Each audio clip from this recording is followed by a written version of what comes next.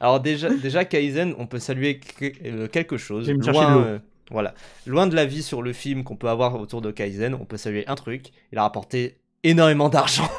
C'est-à-dire qu'il a fait 340 000 entrées, donc ça veut dire à peu près qu'il a rapporté 3 400 000. Le prix d'un billet, c'est à peu près 10 euros la place.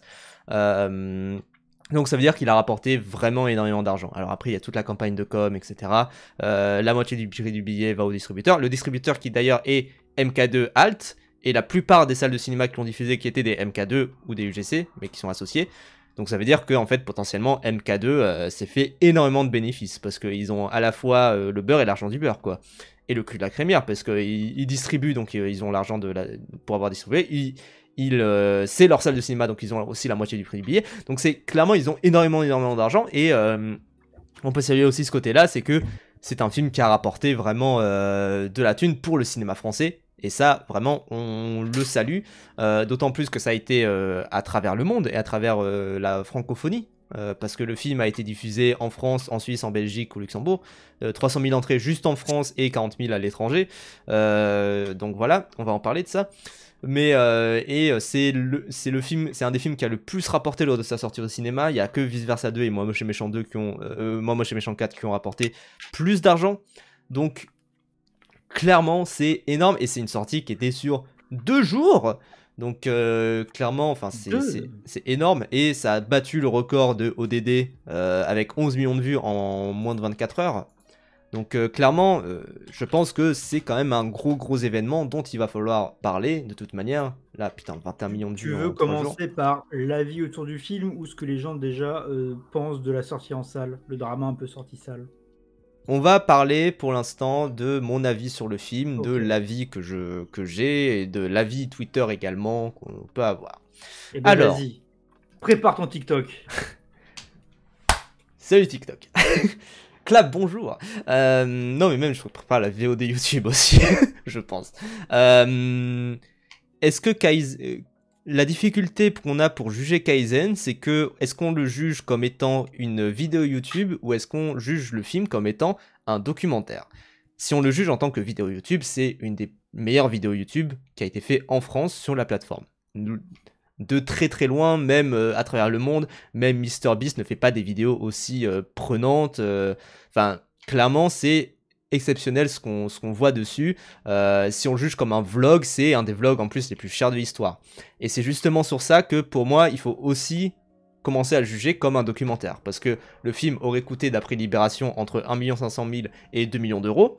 C'est des budgets qui sont stratosphériques. Et même dans le milieu du documentaire, on n'est pas autour de ça. La plupart des documentaires coûtent dans les 6 chiffres. Hein. Ça dépasse clairement pas le million. Donc là-dessus, pour moi, il serait légitime de le juger en tant que documentaire. Et si je le juge comme un documentaire, je suis désolé de dire que c'est pas un très bon documentaire. C'est-à-dire qu'un documentaire de base, et c'est là aussi où tu as la différenciation par rapport au reportage, le reportage se veut plutôt objectif. Le reportage télévision se veut plutôt objectif. Évidemment, il y a des failles et ça tend vers une certaine objectivité et vers une certaine objectivité d'une chaîne qui a une ligne éditoriale. Mais voilà, mais ça tend vers une certaine... le documentaire tend vers une certaine subjectivité. Le documentaire tend à faire du coup des choix de direction, tend à faire des choix de là où va le film.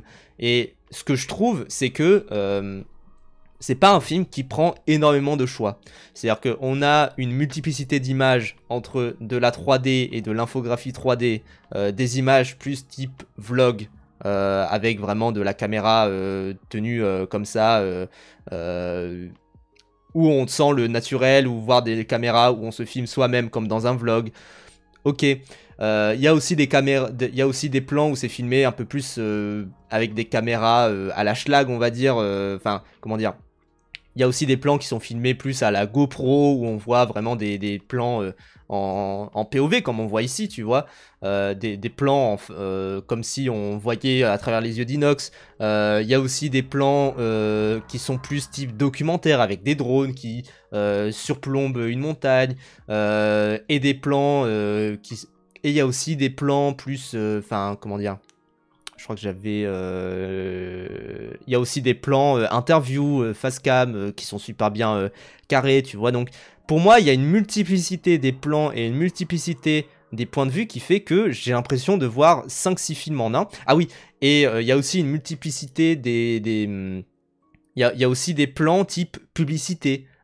Qui sont là où on sent qu'il y a eu un tournage qui a été fait, mais même par exemple toute la phase vers la fin, bon je spoil la fin, mais en fait à la fin bah, il réussit et il va à Cuba. Et en fait il y a des plans où tu te dis vraiment mais ça a été tourné à l'avance, ça a été fait en mode un peu tournage, parce que c'est trop bien fait, ils ont dû refaire la prise plusieurs fois, et ça c'est quelque chose qui se fait beaucoup en documentaire, mais c'est quelque chose où tu le fais si tu as déjà cette vision-là des choses. Typiquement, moi, il y a un film documentaire que j'aime beaucoup qui s'appelle La Cravate, où tu as des phases qui sont tournées à l'avance, qui sont mêlées à des phases purement documentaires du réel, etc. Donc, Parce que La Cravate, juste pour oui, dire, il y a un parti pris, en fait, une vision d'auteur claire. En fait, il y a une mise en scène, il y a une direction artistique, en tout cas une direction de scénario, de comment le film est construit très clair, ce qu'il n'y a vu que ce que tu dis n'a pas l'air d'être dans Kaizen. oui. La Cravate, pour ceux qui ne connaîtraient pas, on en parle souvent parce que c'est un de nos documentaires préférés, je pense, à tous les deux. À toi. Quoi? À toi. Moi, c'est un bon documentaire, mais pas un Oui, voilà, en tout cas, voilà, on trouve qu'en tout cas que c'est un bon documentaire. C'est un documentaire sur un militant FN, à l'époque où c'était encore le FN d'ailleurs, et c'était le community manager de Florent Philippot, pour info. Donc C'est lui qui l'a mis sur YouTube. Voilà, c'est le mec qui l'a vraiment mis sur YouTube, qui lui a dit vas-y, fais du YouTube, tu vas être marrant, tout ça. Et en fait, on le suit, et en même temps qu'on suit le parcours de ce type, on a le mec qui lit le scénario du film. Parce que tout documentaire a un scénario. Parfois, il est bossé un peu plus a posteriori, mais généralement, en fait, il est bossé en amont, en se disant, bah, on va le suivre tel jour. Après, on met un plan où il est dans un meeting. Après, on met un plan où il est en train d'uploader des vidéos, tout ça. Ça. Et, Parce qu'un documentaire, il faut quand même qu'il soit écrit pour au moins organiser un tournage et voilà. une chronologie, tu vois. C'est-à-dire que en fait, mais on a tous les deux, je pense, bossé sur des documentaires, Brivan. Oui. Bah, le scénario du documentaire, généralement, t'as genre interview de machin, Oui. et où t'as écrit entre parenthèses, il En ou vrai, elle va parler de comment elle vit la situation, tout ça. En fait, c'est pour organiser le tournage et aussi pour la pré-pod, pour donner une idée de ce que sera le film. Voilà. Mais en vrai, surtout en documentaire, les films aussi, mais enfin la fiction aussi, mais un documentaire, en vrai, l'écriture, c'est le montage. Le montage, c'est pour ça que de tout ce que j'ai pu bosser, les documentaires, c'est ce que j'ai préféré faire. Parce que vraiment, t'écris en fait le film avec enfin moi c'était une meuf, la metteur en scène. Pareil. Et il y a toute la richesse qu'il y a là-dedans. Et vu ce que tu me racontes sur Kaizen, ça a l'air d'être vraiment pas le cas, quoi. Bah en fait, genre il y a pas d'écriture en fait. C'est juste bon bah on illustre et faut que ça soit rythme YouTube, quoi. Il y a toujours un rapport assez monstre dans le documentaire où tu vas tourner 1 heure de rush et tu vas garder peut-être 1 minute. Là je caricature un peu, mais t'as vraiment ce côté-là où t'as des rapports de puissance et des rapports entre ce qui est tourné et ce qui est visible, qui peuvent être du 1/10, qui peuvent être du 1/60. Frédéric Wiseman, qui est un documentaliste très connu, il tourne parfois 200-300 heures de rush pour des films qui durent 2 heures maximum, quoi.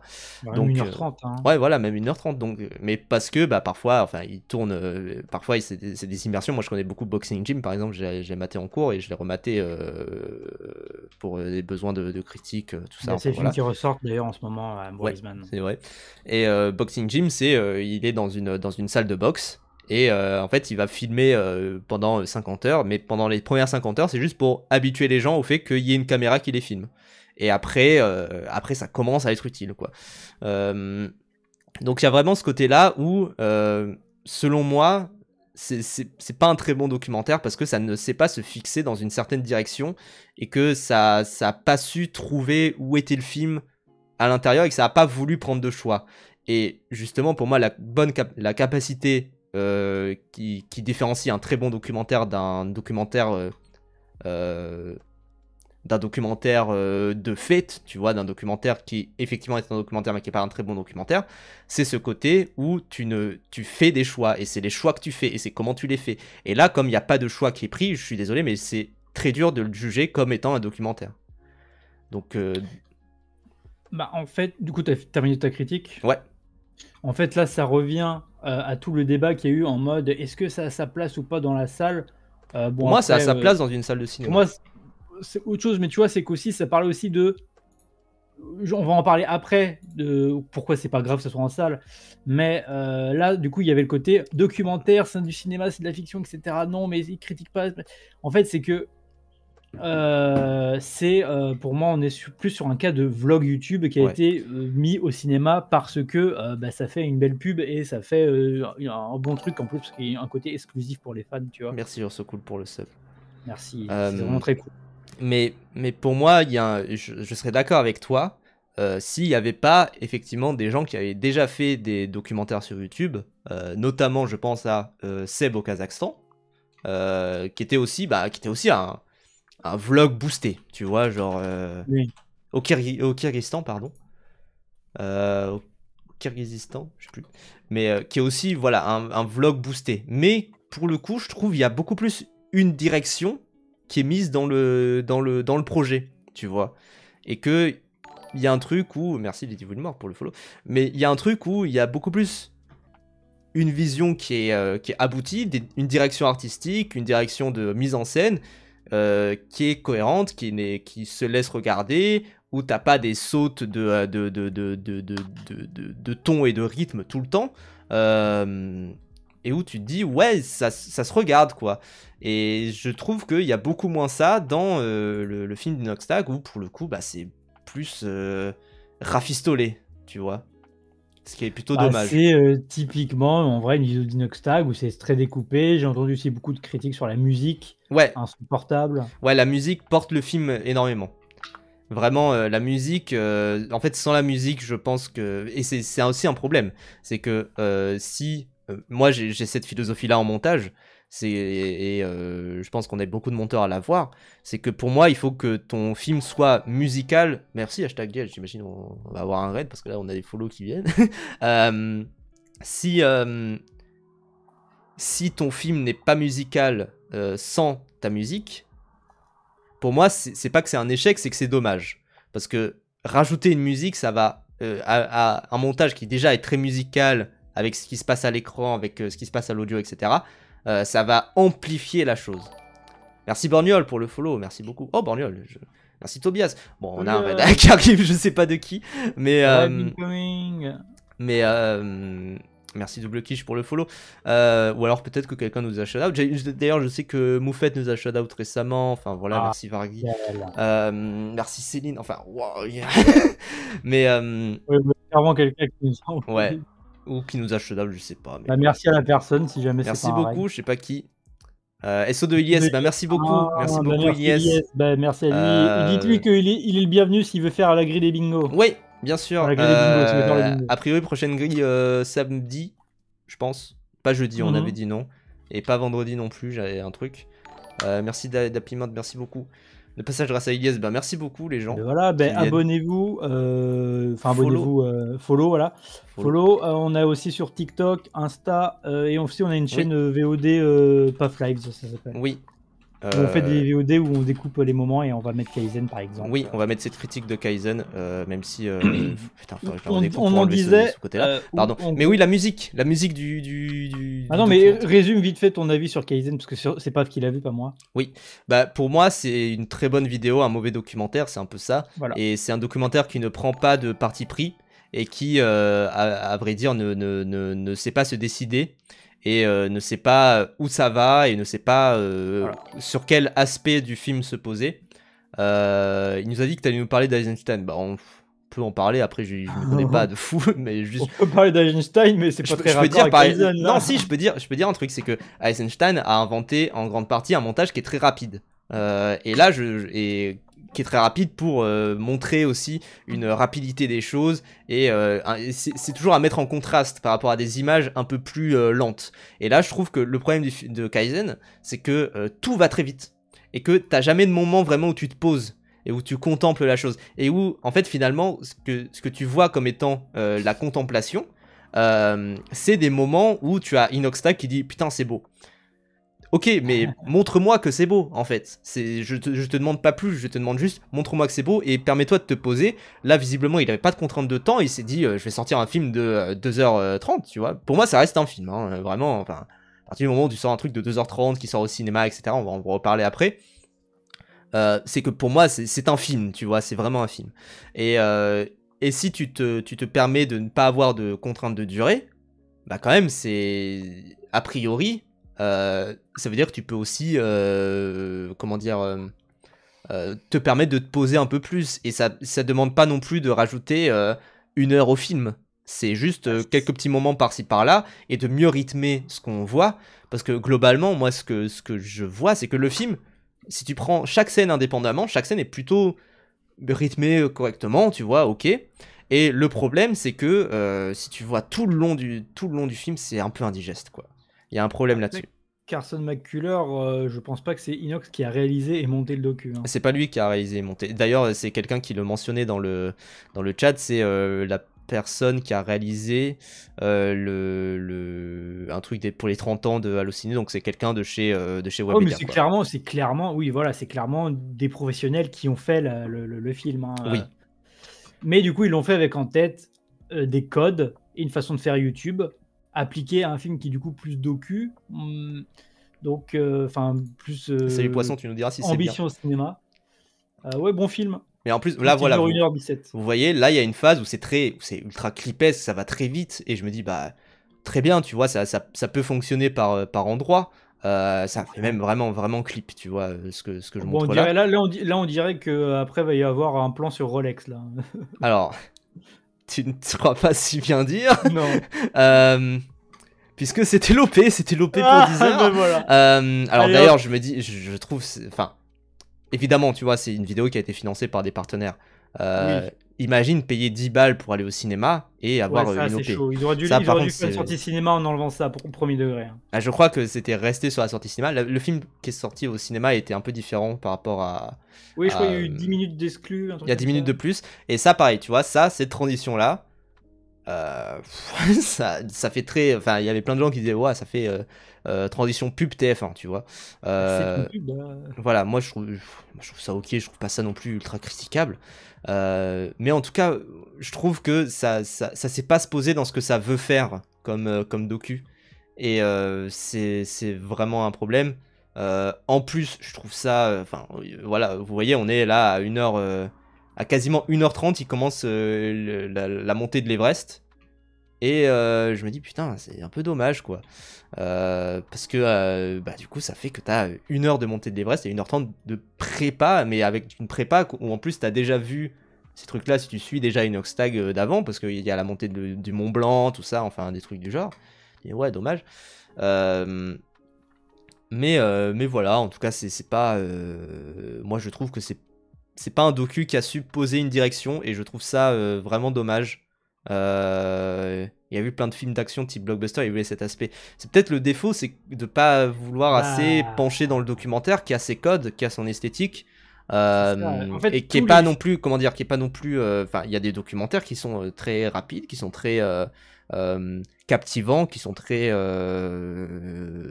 aussi frénétiques, tu vois, ça peut arriver. Les documentaires d'Herzog, par exemple, ça mêle un peu ce côté captivant et en même temps contemplatif. Sachant qu'un film d'action blockbuster, sauf si on parle des mauvais films, ils ont un cap. En fait, ils ont une mise en scène, ils ont une ligne directrice claire, tu vois, sur ce qu'ils veulent faire. Il n'y a pas 40 formats différents. Ou même quand il y en a, c'est parce qu'il y a des expérimentateurs. Par exemple, je pense à Ambulance de Michael Bay, qui utilise beaucoup des plans de drone, un montage très frénétique et tout ça. Mais même là, tu sais où il t'emmène et il travaille en fait cette chose-là. Là, dans ce documentaire, à part de ce que je vois et de ce que tu me dis, hein, j'ai pas vu le film, ça a l'air d'être un peu hasardeux. En mode, ah bah là, ça rythme la chose, tu vois. Et c'est toute la différence. Et peut-être, pourquoi pas après tout, mais bon, vu que l'équipe derrière le film a pas l'air non plus d'être très impliquée dans l'artistique, est-ce que c'est pertinent de vouloir faire un truc type blockbuster, film d'action, sur une grimpée de l'Everest, sachant que tu as 1h30 de prépa? Ouais. Je ne sais pas. C'est questionnable. Je dis pas que c'est mauvais ou pas. Je dis juste, discutable Je peut-être. pense qu'il voulait faire plusieurs choses en même temps, je pense aussi. Mais Du truc, du coup. t'as ce côté où, enfin, quand on dit il faut une direction claire, c'est pas forcément il faut aller droit dans cette Oui, direction-là, etc. C'est, faut, tu peux mêler des types de choses, etc. Tu peux mêler, même mettre, je sais pas, 2, 3 idées différentes dans lesquelles tu vas. Mais là, clairement, il y en a trop, quoi. Il y en a 5, Argolido, 6. oui, vas-y, fini, pardon. Il y en a 5, 6 qui s'entremêlent, il y en a une qui part, il y en a une autre qui revient, l'autre revient après. Enfin, c'est un serpent qui se mord la queue constamment, quoi. Et Argolido, il le vend pas comme un vrai film, c'est parce que, bon après c'est Paf qui a voulu aller sur le truc, comment on considère que c'est un film documentaire. Sachant que beaucoup le défendent comme ça sur les réseaux aussi. Oui, beaucoup Donc, disent, enfin, moi, je trouve il y a beaucoup de gens qui maxent aussi le film. mais ça c'est évident parce que c'est inox, c'est Évidemment, normal. mais il y en a, on dirait que c'est, enfin, je trouve j'ai fait un tweet là-dessus, je trouve il y a une différenciation entre Inoxtag a fait pire que la Shoah et Inoxtag c'est le retour de Jésus. Tu vois, genre Oui, je trouve que il y a un entre-deux qui est trouvable. Tu vois, où oui, c'est trop bizarre. tu peux quand même te dire que c'est pas non plus le nouveau Spielberg, c'est pas, enfin, encore une fois, on parlait d'Herzog. Ce documentaire n'arrive pas à la cheville d'Herzog et je suis désolé de le dire. Mais en même temps, c'est pas du tout la même volonté et la même maturité, etc. Je trouve aussi, parce que il y a aussi pareil des trucs sur le message, etc. du film. Je trouve que le film est plus immature dans son fond que dans sa forme. Enfin, dans sa forme que dans son fond. Clairement, la forme, il y a un côté où il manque quelque chose et où ça sent trop, peut-être pas premier documentaire, c'est parce qu'il y avait quelqu'un qui disait bah, la personne a fait que des clips et des pubs avant. Peut-être qu'effectivement c'est un premier documentaire et que ça manque de maturité au niveau de la forme. Et que, mais par contre au niveau du fond, bon, il y a plein de gens qui ont critiqué, etc. Ça, j'ai vu Cassandre qui en parlait hier soir. Enfin voilà, moi j'avoue ça m'a pas non plus ultra. En fait, ça n'a pas l'air, à mon avis, si t'aimes pas, ça m'a pas l'air pire que d'autres, quoi. Voilà, c'est ça. En fait, c'est que tu disais, oui, c'est pas la Shoah, mais c'est pas non plus Jésus-Christ.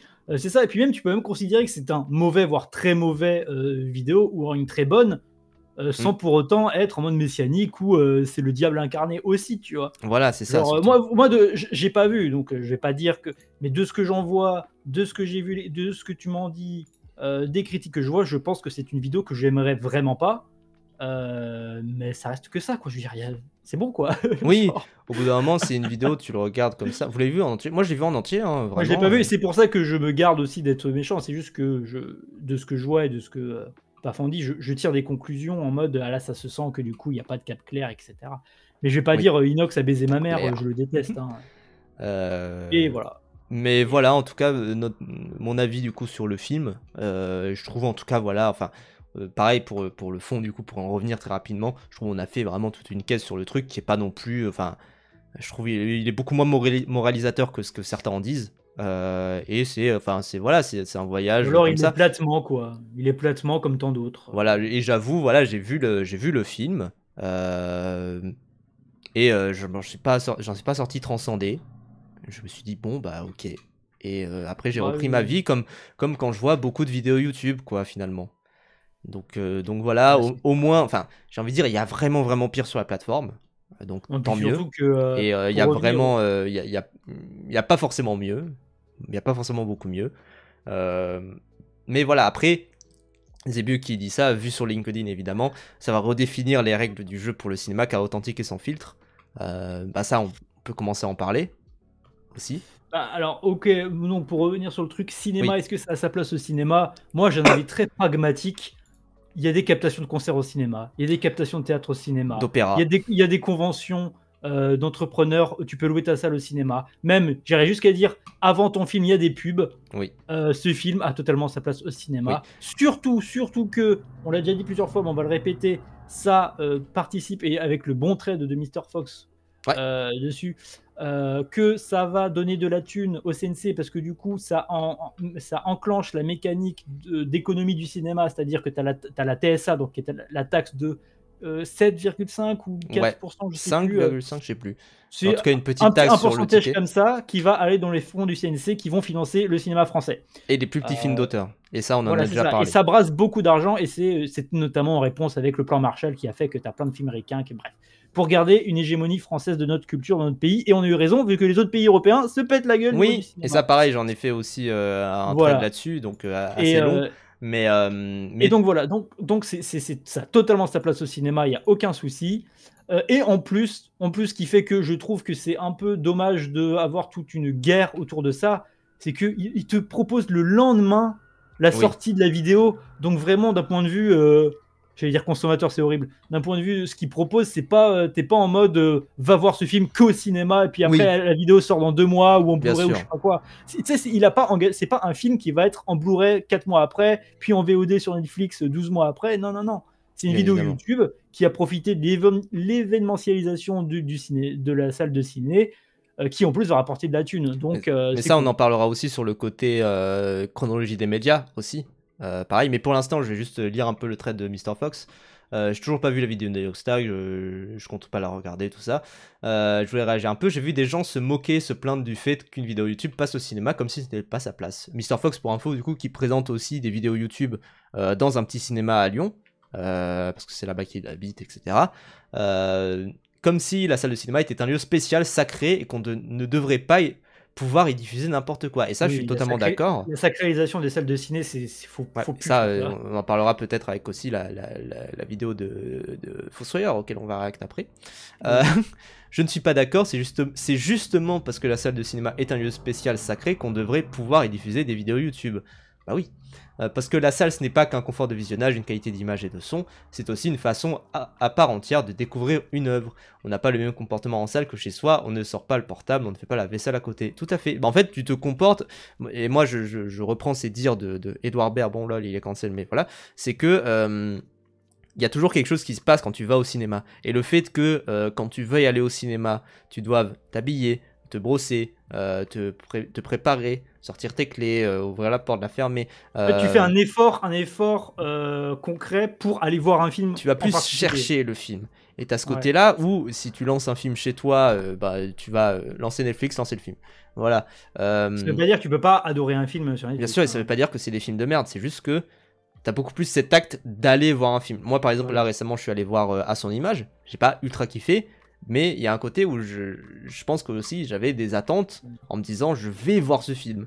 Et je pense aussi que l'appréciation de beaucoup de gens sur Kaizen, ça vient du fait qu'ils l'ont vu dans une salle de cinéma et que t'as cette attente, tu vois, parce qu'il a fait langourer cette attente pendant des mois et des mois autour du film.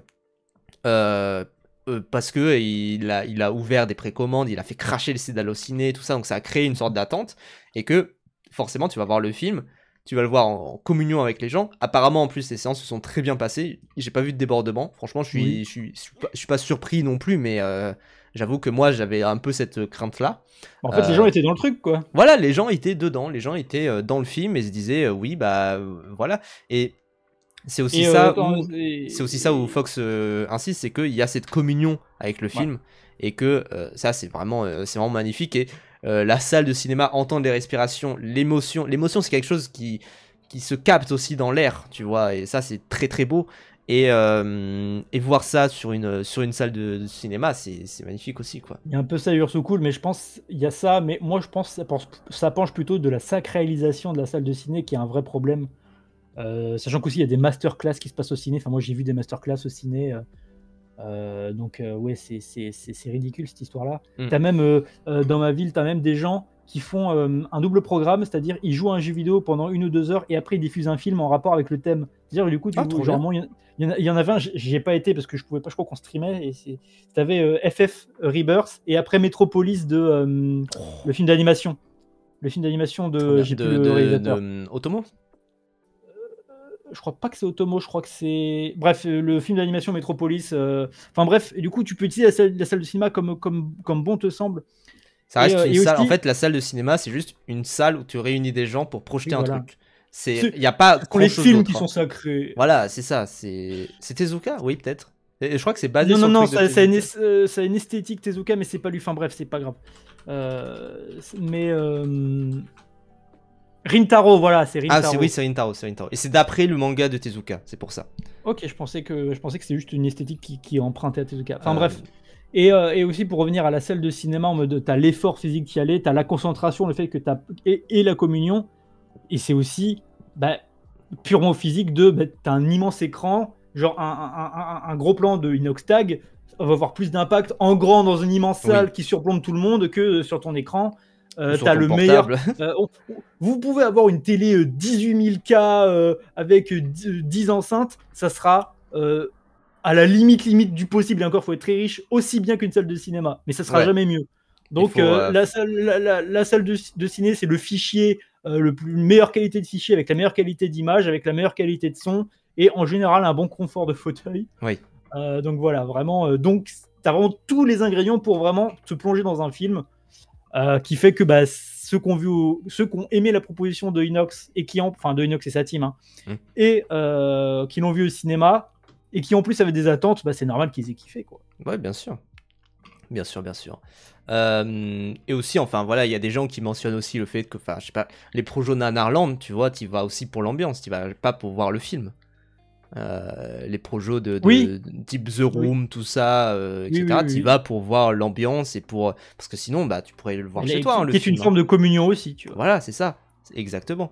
Donc ouais, t'as vraiment ce côté où, enfin, l'ambiance du cinéma, aller au cinéma, c'est pas juste pour la qualité d'image. Pour moi, c'est vraiment pour l'ambiance et pour un peu voir du monde autour, et réagir en même temps. Il y a aussi un autre truc, mais après ça, c'est plus l'économie des films. C'est que t'as une semaine par semaine, t'as une curation de ce qui se passe, tu vois, malgré toi. Alors que sur Netflix, t'as un catalogue. Genre, sur Netflix, les films, c'est le catalogue Netflix.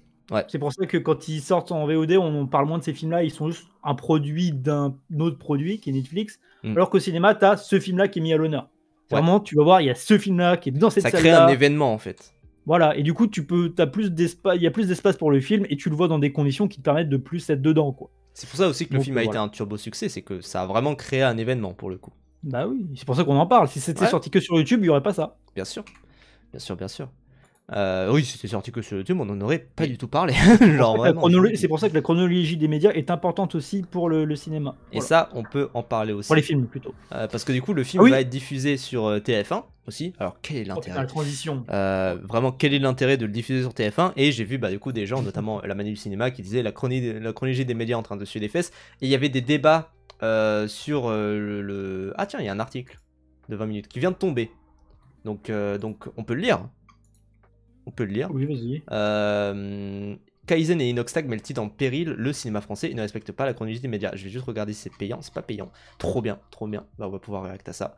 Le documentaire d'Inoxtag ignore les règles établies pour protéger tous les acteurs de la filière cinéma. On rappelle du coup, et ça c'est ce que j'ai rappelé un peu dans mon thread, la chronologie des médias c'est quoi ? La chronologie des médias c'est que quand tu as une sortie cinéma, et que tu as du coup un visa d'exploitation, ça c'est très important, quand tu as un visa d'exploitation, tu es obligé de suivre la chronologie des médias. C'est-à-dire que ton film sort en salle, 4 mois plus tard il est dispo en DVD, Blu-ray, VOD. Après il est dispo sur Canal+ et OCS, parce qu'ils ont des baisses sur la chronologie des médias, parce qu'ils sont considérés comme des plateformes vertueuses, puisqu'ils financent le cinéma français. Après il est dispo sur d'autres chaînes, et après sur les chaînes gratuites, et après sur Netflix et Amazon. Sachant que Netflix et Amazon, ils ont moyen de réduire le délai de sortie s'ils financent le cinéma français. Et d'ailleurs, Netflix le fait. Netflix le fait parce qu'il finance à hauteur de 10 millions d'euros par an le cinéma français. Parce qu'il finance des films, etc. C'est pour ça que dans la ressortie du Napoléon d'Abel Gance, qui était une des grosses sorties de l'année, en tout cas dans le milieu cinéphile, c'est que tu as un logo Netflix qui a participé à la restauration. C'est pour ça aussi, je sais plus si c'est encore le cas, mais tu as aussi une condition du CNC que 10% de leur catalogue soit sur des films français. Ouais. Ou, enfin, en tout cas, un pourcentage, je sais plus lequel exactement. Je crois que c'est même des aspects légaux aussi, de se dire il faut un certain nombre de films européens, etc. en pourcentage. Oui, voilà. Et c'est pour ça qu'à un moment, tu as eu plein de films de Truffaut, par exemple, qui ont été mis. Ils ont accompagné d'ailleurs la restauration de certains films. Tu parlais de Napoléon, mais aussi de certains films d'Agnès Varda, tout ça. Et t'as aussi cet aspect où ils financent des films constamment. Ils financent Vermine, ils financent le deuxième acte, ils financent Emilia Pérez pour avoir parfois les droits internationaux. Je crois que pareil, ils avaient les droits internationaux de Astérix et Obélix, l'Empire du Milieu.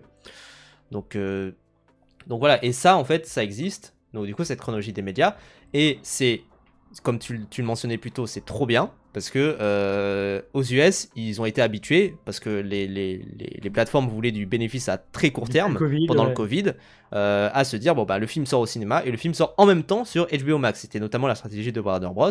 Où ils avaient sorti comme ça Matrix 4, le film Mortal Kombat, Godzilla vs Kong. Je crois Dune 2 y avait échappé parce que Denis Villeneuve avait quand même insisté pour dire laissez-moi au moins un mois entier pour créer un événement. Et t'avais vraiment cet aspect-là où les films se plantaient en salle, du coup. Les films se plantaient de fou, les films marchaient très bien sur HBO Max, mais les films se plantaient de fou. Et t'avais vraiment des films qui étaient sacrifiés, comme tu dis, à la Gazdar. En exemple très récent, Beetlejuice sortira en octobre. Je sais plus sur quelle plateforme, mais sortira en octobre. Sur HBO Max, du coup, aussi. Sur HBO Max. Alors qu'il est sorti il y a 2 semaines ou la semaine dernière. Ouais, et sachant que c'est une stratégie, du coup, qui habitue, du coup, le public à se dire que quel intérêt j'ai d'aller voir ce film, puisqu'il sera disponible d'ici 2 semaines sur les plateformes s'il bide. Et que s'il bide pas, j'irai le voir, mais... par exemple, c'est le cas de The Fall Guy qui est sorti 2 semaines après sa sortie sur les plateformes, parce qu'en fait les distributeurs estiment que les 2 premières semaines c'est plus importante, qu'il n'y aura pas de système de bouche à oreille, etc. C'est ça, alors qu'en vrai le bouche à oreille est hyper important encore aujourd'hui. Ça peut sauver des films, ça peut... Notamment ça avec Élémentaire de Pixar. Ouais, on a vu ça aussi, même sur des films français. Le Consentement et Le règne animal, qui avaient eu des meilleures 2e semaines que leur première semaine. La même Anatomie d'une chute, hein. Ouais, aussi, parce qu'il y avait du très très bon bouche à oreille qui a permis de faire vivre le film. Donc voilà. Après Oxymore, en vrai, il y a plein de films qui sont comme ça. Je pense que justement ils sortent sur HBO pour Halloween, justement, à mon avis. Beetlejuice. Ça a coupé un petit peu chez moi. Allô, mais oui. Tu m'entends bien? Ouais. Je disais que le fait qu'il a l'idée de sortir le film en septembre alors qu'il aurait mieux collé Halloween, je pense que justement il est sorti en septembre pour le sortir sur HBO Max pour Halloween. Oui. En plus, ce qui est con, c'est que le film il marche bien au box-office, mais comme il va quand même être mis sur HBO Max plus vite, les films n'ont pas le temps de vraiment peut-être engranger autant d'argent que ça. Enfin, je veux dire, Avatar 2 a dépassé le milliard, pas au bout de sa 2e semaine. Hein. Il pèse 150 gigas. De quoi? Final Fantasy XVI, du coup, c'est bon, il est sorti. On va finir le live plus tôt. Non, non. Et que oui, en fait, c'est aussi une protection sur les films. Déjà, d'un point de vue purement artistique, philosophique, tout ce que tu veux, laisser autant le film de vivre, ça permet de l'ancrer, qu'il existe en fait, qu'on en parle, qu'on le voit, qu'il soit pas dumpé dans la SVOD, et que chaque film ait une individualité propre en fait. Chaque film est un événement. C'est d'ailleurs ce qui est critiqué par rapport à Netflix, c'est que quand tu sors un film sur Netflix, et c'est ce qui était critiqué sur Athena, je m'en souviens, salut Oculos, c'était que les gens disaient malheureusement ça aurait pu être un grand film et on aurait pu en parler pendant longtemps. Le problème c'est qu'il est sorti sur Netflix, du coup 2 semaines après on n'en parlait plus. Et même, donc, genre, est-ce qu'il y a encore beaucoup de discussions autour de The Killer, de Fincher, de Manque, de Fincher aussi, de Roma. On rappelle, c'est Fincher, hein, quand même. Pareil, des films de Iñárritu, on parle plus de Killers of the Flower Moon que de The Irishman. Oui, genre. Parce que c'était une sortie sale. Ben oui. Et voilà, quand bien même, Killers of the Flower Moon a bidé. Oui, ça, c'est pas la question. Mais du point de vue économique, ça permet aussi de. Bon, voilà, il y a des films qui se plantent, c'est comme ça, hein, je veux dire, c'est la vie. Mais ça permet la chronologie des médias tu le sors pour. Hop, comme ça, le cinéma, si tu veux voir ce film, tu vas le voir au cinéma. Après, tu as le marché vidéo. Et ça permet aussi de relancer le film et de pouvoir. Ça permet d'avoir une seconde vie. C'est une protection. Ça permet d'avoir une seconde vie aussi à certains films. On l'a vu avec À l'abordage de je sais plus qui. Mais c'est un auteur français et c'est un film qui n'avait pas forcément très bien marché. Et en fait, il est ressorti sur Netflix en été. Il était dans le top 10 instant parce que les gens ont kiffé. Il y a eu de Guillaume Braque, voilà, parce que ça a vraiment aidé le film d'avoir cette seconde vie-là plutôt que d'avoir une sorte de continuation et d'avoir vraiment du bénéfice à court terme. Encore une fois, c'est du bénéfice à court terme, hein, de sortir le film directement sur les plateformes. Et c'est comme ça que ça a été pensé, hein, d'ailleurs. C'était vraiment c'était la vision libérale des choses. Voilà, et c'était vraiment pour sauver les meubles à cause du Covid.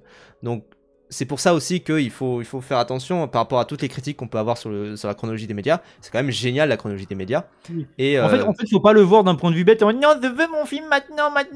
Ben, dans ce cas, tu vas au cinéma. C'est fait pour. Voilà. Ou tu l'achètes en Blu-ray, DVD, ou Ou limite, t'attends que ta médiathèque, elle laisse ta médiathèque qui prend des C'est DVD. possible aussi, ouais. Genre, Et, ça sert à ça, en fait. Faut arrêter d'être un pourri gâté qui veut tout de suite en mode société ubérisée, Macron. Genre, tu et, vois, genre. Et du coup, pour aller dans ce sens-là, tu as ce côté où le CNC a créé les visas exceptionnels.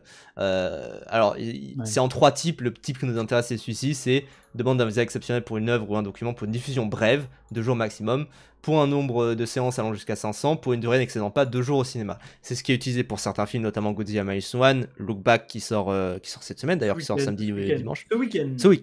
Ce week-end, tout à fait. N'hésitez pas à aller le voir, on dira peut-être. 21-22 septembre. Ouais. Du coup, samedi, faudrait faire ça après. Oh, bref, on en reparlera. On en reparlera, oui. Mais voilà, et du coup, là, tout le monde s'est dit que c'était ça. En fait, on sait pas le nombre de séances exactes. Peut-être que l'article là de 20 minutes va nous dire ce qu'il en est. Mais clairement, pour moi, c'est pas. Enfin, il y a eu des exceptions déjà à cette chronologie des médias. On pense à Home de Yann Arthus Bertrand qui est sorti sur YouTube en DVD, au cinéma, à la télévision le même jour. La journée de la jupe qui a été diffusée sur Arte avant d'être au cinéma. Enfin. Il y a clairement plein de trucs où il y a déjà eu des exceptions et je pense que clairement ce qui va juste se passer, c'est qu'ils vont se dire ah, ça a été un succès, bon bah on va monter les visas exceptionnels parce qu'effectivement c'est vraiment bien, mais je pense que la chronologie des médias, ça a déjà été renégocié plusieurs fois, ça va rester a priori, surtout quand on voit l'impact que ça a eu aux États-Unis et à quel point eux ça se casse la gueule de fou. Je pense que nous, on pourrait pas survivre si on n'avait pas la chronologie des médias et que ça permet vraiment à beaucoup de nos films de durer sur la longueur. Et on pense par exemple à Le Comte de Monte Cristo qui a duré sur la longueur, un petit truc en plus qui dure sur la longueur, que des films qui... Et globalement, tous les films, ils ont une vie en fait. Ils ont une vie qui soit pas un truc qui, comme on l'a dit tout à l'heure, court-termiste, débile, très ricain. Mais ça, c'est parce que aussi, c'est les analyses qu'on regarde que les premières semaines, alors qu'en vrai, c'est un peu C'est un peu une balle dans le pied de regarder que les premières semaines, quoi. Petite question, vos streams c'est des analyses et ou des critiques des films qui sortent en salle, pas de films plus anciens, des analyses sur un auteur. Ça nous arrive de faire des rétrospectives d'auteurs, notamment on en a fait. J'aimerais bien en faire d'autres, c'est juste qu'en ce moment je joue à FF16, quoi. Ouais, voilà. C'est plus Brivan qui en fait pour le coup. Mais on est plus dans les critiques des films récents et les actualités et des reacts, etc. Là on va faire peut-être un petit react après. Mais voilà. Et à l'occasion des bingos, et c'est ça aussi, c'est qu'on a un concept où on a des bingos, je vais te montrer rapidement, où en fait on fait passer des gens qui remplissent cette petite grille de films. Je vais la mettre, avec nous. D'ailleurs, si vous mettez, point d'exclamation bingo, normalement c'est le bon, c'est le plus récent, et où en fait vous avez une grille de films avec des petits films à remplir, et où en fait il y a des gens qui passent, qui ont leur culture à eux, qui ont ce qu'ils aiment, ce qu'ils aiment moins, et on parle du coup principalement du coup d'anciens films, du moins de films qui passent plus en salle. On en parle longtemps. Ça peut durer le dernier il a duré 4 heures presque, 3h30 ouais, je crois 3h40 j'avais fait la VOD. Mais clairement ouais, ça peut être très très long et c'est pour ça qu'on le réserve généralement pour des streams à part. Là ouais, là on parle de films plus anciens. Sachant que si jamais tu as envie de voir les VOD sur Twitch, on a depuis qu'on a commencé à part les 2 premiers lives de 3, il y a toutes les VOD depuis plusieurs mois. On a commencé il y a quand les streams 10 janvier. C'est pour 3 Mousquetaires 2 je crois. Oui, ça va faire après les saves, je crois que les premiers on les a pas save. Non, les 2-3 premiers, je crois que c'est foutu. Ouais, mais après, tous les autres qui sont là, il y a des bouts de quelques petites VOD qui sont plus là parce qu'on montrait des seins sans faire exprès à cause de certains films qu'on montrait ou on montrait les bandes annonces, tout ça. Mais sinon, tout le reste, c'est là. Voilà. Mais du coup, ouais, 4 heures sur la moitié d'une vidéo de Teamfight. Les gars. Mais du coup, là, clairement, donc c'est le 20 minutes qui titre ça. C'est un grand succès, on en parlait, 340 000 entrées. Pourquoi le CNC grince des dents? Parce que ça aussi, en fait, le truc, c'est que visiblement, salut au oiseau bleu. Oiseau bleu, très bon pseudo. Twitter. L'amour est comme l'oiseau de Twitter. Qui se souvient de cette chanson? On s'affilie, ensuite on se follow. Ouais. On devient fêlé et on finit solo. Prends garde Ah à ouais, toi. ouais, c'est une bonne chanson, moi j'aime bien. Euh, mais le truc du coup, c'est là visiblement, du coup, la séance d'Inoxtag, ça a été diffusé dans plus de 800 séances à travers la francophonie, mais du coup, ça a dépassé le seuil des 500 séances en France, visiblement. En fait, la théorie qui a été formulée, c'était qu'il y avait de base effectivement 500 séances, ça a eu un succès de fou, et donc du coup, ils ont mis plus de séances, quoi. Donc voilà. Je voyais la chronologie des médias comme une mauvaise chose, mais en fait, Ah bah. c'est un lobbying aussi de la part des plateformes Ah que oui. de montrer ça comme une mauvaise chose aussi. Ah bah oui, mais tu sais, c'est comme... à un moment, c'est marrant, c'est Spotify qui avait augmenté ses prix et qui a fait suite à des nouvelles taxes de Oui, votre pays, on a dû augmenter les prix. Oh, c'est satané bâtard. Tu vois, en vrai, c'est aussi ça. Et aussi que tu as aussi une grande campagne de gens anti-cinéma qui ne vont pas au cinéma de base, oui, hein, ou alors qui vont pas beaucoup au cinéma, qui veulent convaincre tout le monde que le cinéma c'est mort, Netflix c'est l'avenir. Il y avait surtout ça à l'époque 2020-2021, c'était ouais. insupportable. Et maintenant que bon, on est Ah, un même peu avant, hein, revenu même en 2015 et tout. En fait, avec ouais. l'arrivée des plateformes et le fait que les gens se rendaient compte. Et surtout, Et depuis le Covid, avant, c'était 3 ans, les gens, la chronologie des médias. Là, c'est revenu à 1 an et demi dans le pire des cas. Et sinon, c'est 1 an pour Netflix encore, tu vois. c'est Donc, ça. c'est. Ouais, c'est. Puis en vrai de vrai, si t'es en mode je veux attendre le moins possible et je veux pas aller en salle, quand ça sort en vidéo, ça sort en piratage, hein. Oui, voilà aussi. Évidemment, c'est aussi ça le truc. Donc bon. Alors, du coup, Olivier Enrard, directeur général délégué, président par intérim du CNC, parce que c'est vrai qu'il a toujours pas désigné de président du CNC Macron, l'explique tout simplement à 20 minutes. Le souci est que Kaizen peut créer un précédent fâcheux puisque le distributeur MK2 a clairement et sciemment dépassé la limite des 500 séances, limite qui est le fruit d'une concertation avec la filière. Et cet enjeu pèse lourd dans la balance de la profession qui souffre déjà de la lourde concurrence des plateformes. La chronologie des médias n'est ainsi pas respectée. Tac, donc en France depuis juillet 2020, un film Canon Maculaire, on a lancé depuis pas longtemps une chaîne VOD, Ouais, mais on va segmenter en fonction du sujet. Mais si tu veux les VOD complètes, ouais, c'est sur Twitch. oui. Voilà. Mais aussi, et du coup ça on en parlait, le dernier qui concerne Inoxtag, mais aussi les longs métrages comme Godzilla Minus One donne la possibilité de présenter le film sur 500 séances en 2 jours. Voilà, ça on en parlait déjà. Et en fait, bah, effectivement c'est comme ce qu'on disait, c'est-à-dire que la demande nous a pris par surprise, qu'on fait un programmateur qui peut rester anonyme. Un nombre incroyable de salles le voulaient, alors on a rajouté des séances déjà jamais vues. Donc en fait c'est ça, ils ont rajouté des séances ils ont rajouté sans compter, et ils se sont dit bah voilà, du coup ça dépasse les 500 séances. Oui, ils ont vraiment, c'était Super. vraiment monkey mode quoi. Genre vraiment. Voilà. Ce n'est pas une question d'argent. Comme tous les programmes, Kaizen est assujetti à la TSA. Du coup, ça c'est d'en parler, la taxe spéciale Il va au additionnelle. CNC. Donc ça va au CNC. Et du coup, là, bah, de ce que ça dit, c'est que ça réfléchit à faire des sanctions financières au CNC, enfin à MK2. Mais le CNC souhaite ne pas avoir recouru à cette solution. Il va falloir réfléchir à nouveau à cette régulation pour s'assurer que la salle de cinéma ne devienne pas un accessoire et peut-être envisager des sanctions plus dissuasives. Ces séances exceptionnelles qui sont une respiration indispensable et qu'il faut préserver, et surtout là, vu le succès, il faut effectivement les préserver, ne doivent pas pour autant remettre en cause l'équilibre de la filière. Oui. C'est à ce prix que le modèle français envié dans le monde entier peut continuer à fonctionner. Quant aux jeunes Sachant spectateurs... que, notamment pour citer la Corée du Sud, qui a repris un système similaire au CNC d'ailleurs. Ouais. Au CNC Voilà. pour le financement, pas nécessairement pour la chronologie des médias, mais pour Oui, le oui, financement pour le des films. financement. Parce que du coup, ça crée un système vertueux, c'est-à-dire que plus les gens vont au cinéma, plus il y a de fonds pour financer des films, qui vont être au cinéma, qui vont permettre de financer des films, etc. etc.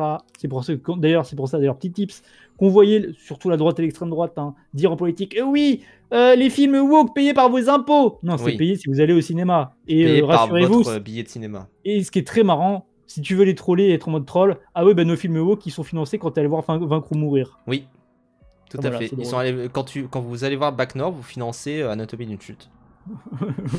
Oui. Vous financez la nuit du 12. Ouais. Vous financez même directement ces films-là. Vous financez pour Goldman, vous financez, enfin voilà, vous financez plein de films. Donc voilà, pour moi, effectivement, il y a peut-être un peu une sorte de précédent et on va se dire, oula, mais pour moi, c'est une petite secousse et pas un tremblement de terre. Clairement, je pense pas que ça va non plus. Oui. En fait, c'est un cas de figure, un peu une faille dans le système, tu vois. Enfin, pas une faille, mais tu sais, genre un truc qui va permettre de, bah, comme ils ont dit, on veut pas commencer à faire des sanctions et réprimer tout ça, mais il faut se poser la question pour qu'il y ait quand même une base solide parce que bah, c'est un système qui a besoin quand même qui soit solide, quoi. Ouais. Pour pas qu'il y ait d'autres trucs qui se passent comme ça.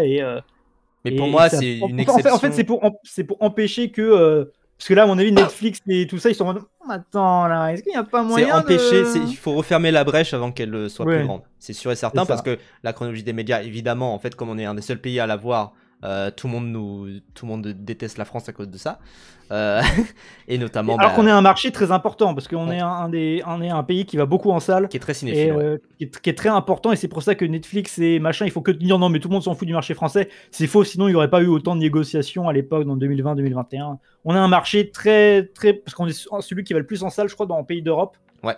Donc on est un marché important, en fait. On est un pays très cinéphile. Tout à fait. Donc voilà. Et on a, je crois, le pays avec le plus d'écrans de cinéma. Paris est la ville avec le plus de cinéma au monde. Donc oui, je pense qu'on est un des pays avec le plus d'écrans. Et donc voilà, c'est pour ça, pour moi, effectivement, ça va pas créer, je pense, un précédent. C'est juste qu'ils vont devoir un peu peut-être renégocier ces visas d'exploitation. Moi, c'est ce que je dis en plus dans mon trade, je me dis, bah, en fait, ce qui va se passer, a priori, je pense, ça va passer de 500 séances à 700 séances, en se disant, bah en fait, ça marche très bien, et pourquoi se limiter autant? Et c'est vrai que de toute manière, enfin, on va pas se mentir, hein, 500 séances, c'est chiant. C'est chiant parce que ça veut dire que si t'as tout qui est bien rempli, là apparemment tout était rempli et ça a fait 300 000 entrées, donc c'est déjà énorme, sachant que ça a un peu dépassé, donc potentiellement que 500 séances, on va dire, ça fait 250 000 entrées maximum. C'est aussi chiant pour nous en tant que spectateurs, Brivan, de toute manière, de voir que Look Back il est là que 2 jours, de voir que Godzilla Minus One il est là que 2 jours. Après, Godzilla est ressorti après pendant un mois. C'est ça. Donc Look Back, s'il y a beaucoup de gens qui y vont, bah ça sert à ça. Ça permet de tester, mais c'est pas une certitude non plus. Oui, on a fait un TikTok dessus, il sortira lors de la sortie. Mais c'est vrai que, mais après ça peut se comprendre aussi parce que un film qui sort, en fait ça qui est chiant, c'est que tu dis ouais c'est chiant dans certains cas. Par exemple, il y a des gens, je crois qu'Oculos fait partie de ces personnes-là qui vivent pas proche d'un cinéma et qui ne diffusent pas Look Back, du coup qui est baisé ou qui va devoir faire beaucoup de route. Mais imagine, le film sort, ok, Eurozoom fait un pari, on le sort classique. Le film bide. Bon, bah, moins de place pour ces films-là, quoi. Oui, voilà, c'est ça. Dans l'avenir. Donc, c'est pour ça aussi, c'est une manière de tester. Après, c'est ce qu'on disait de toute façon dans le TikTok, c'est que moi, Ah, trop bien. C'est que moi, ça me surprenait que Eurozoom fasse cette stratégie-là, sachant qu'ils diffusent tout et n'importe quoi, et que là, tu dis, bon, bah, ok. Mais je comprends aussi. Parce que sous-zoomé, hein. Oui, bien sûr, mais je comprends aussi que ils se disent tiens on va tenter ça sur ce film là, tu vois. En fait ça sert à ça permet aussi de pas prendre un risque trop fort. Après ça se comprend, surtout que c'est le marché est un peu instable en ce moment, etc. Ça se comprend. Après je suis pas dans les papiers de Eurozoom, hein, mais c'est voilà. Mais voilà, mais je pense qu'on a fini sur cette parenthèse Kaizen. Kaizen et chronologie des médias. Kaizen, chronologie des médias, c'est un bon moyen de l'aborder en vrai, et c'est un film qui, je pense pas, va créer vraiment un précédent. Bah salut, Ous, t'arrives pour la fin de Kaizen. Coucou, de toute façon, ça sera... ça sera sur YouTube, dès demain, je pense, en vrai, c'est possible. Je pense que je vais monter le TikTok ce soir et... Pour dire, résumer, en gros, Inoxtag est un fasciste néo-nazi. Voilà, c'est ça, il a créé la Shoah 2. La merde. Oui, voilà, c'est ça, avec sa vidéo. Hein, donc, globalement, c'est ça. Mais voilà. Mais en gros, non, pour arrêter de rigoler, c'est une bonne vidéo YouTube, c'est pas un très bon documentaire. De toute façon, il y aura le TikTok qui va sortir dès demain, je pense. Non, mais les Sherpas, ils ont pas assez bien bossé sur la vidéo, je pense. Ouais, je pense qu'il y a de ça aussi. Il fallait plus donner de sous aux Sherpas. Fouetter. Voilà, c'est ça. Mais voilà. Voilà. Oui, non, mais c'est très intéressant politiquement, en vrai, le sujet, effectivement, de Kaizen. Et il y a plein de trucs qui se mêlent, il y a plein de thématiques qui se mêlent. Il y a notre rapport au cinéma, il y a tout ça. Enfin, mais voilà, c'est pour ça on en a parlé assez longuement, là, je crois. Mais parce que ça méritait d'en parler assez longuement. Voilà. C'est normal. Inox,